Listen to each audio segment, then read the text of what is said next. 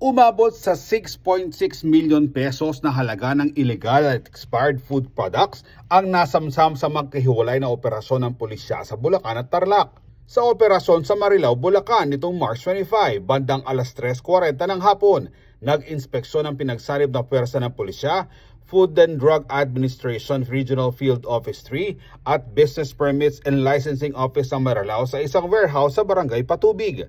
Naaresto rito ang isang Chinese national na umano'y warehouse manager dahil sa paglabag sa Consumer Act, Food Safety Act, Local Ordinance at iba pang umiiral na batas.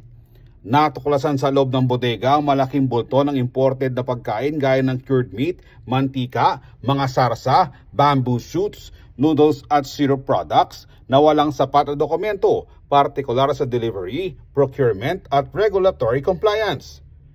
Tinatayang aabot sa 5 million pesos ang halaga ng mga nasamsam na produkto.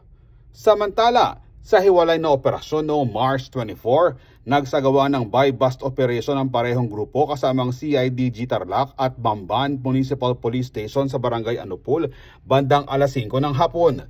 Nadakip ang isang barangay councilor matapos mahuling nagbebenta ng expired food products. Nilabag nito ang batas para sa proteksyon ng mga consumer at RA 9711 o Food and Drug Administration Act of 2009. Narecover sa operasyon ang halos 19,800 pieces ng expired noodles, snack items at iba pang consumer goods na nagkakahalaga ng tinatayang 1.6 million pesos.